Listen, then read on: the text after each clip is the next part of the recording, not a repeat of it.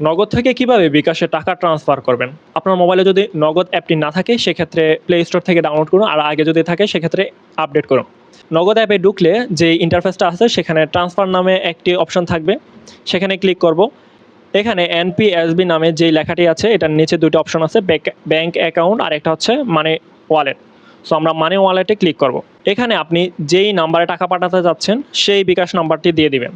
এখানে আমরা tap to select ওয়ালেটে ক্লিক করব। এখানে 3টা অপশন দেখা যাচ্ছে, ওকে ওয়ালেট, রকেট এবং বিকাশ। সো আপনি এখানে তিনোটার যে কোনোটার মধ্যেই টাকা পাঠাতে পারবেন। তো আমরা যেহেতু বিকাশ নিয়ে কথা বলছি, সো আমরা বিকাশটি দেখাচ্ছি। সো এখন বিকাশে ক্লিক করে দিব এবং নিচে অ্যামাউন্ট দেখাচ্ছে। সো আপনি কত টাকা পাঠাতে যাচ্ছেন, 500, 1000, 10,000 যত টাকা হচ্ছে পাঠাতে যাচ্ছেন অত টাকা দিয়ে দেবেন। সো আমি 500 টাকা দিয়ে প্রসিডে ক্লিক করব।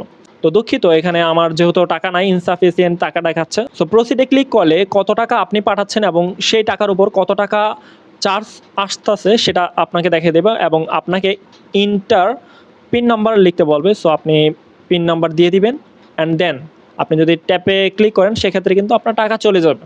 সো এই সহজ পদ্ধতির মাধ্যমে আপনি নগদ থেকে বিকাশে টাকা পাঠাতে পারবেন।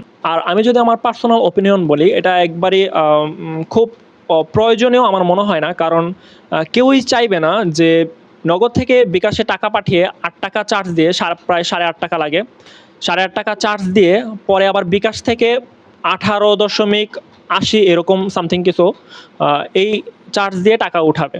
যদি এই ভিডিওটা আপনার প্রয়োজনে লাগে তাহলে অবশ্যই একটা সাবস্ক্রাইব করে লাইক করে দিবেন। তো আজকের মতো আসসালামু আলাইকুম, এখানেই বাই বাই।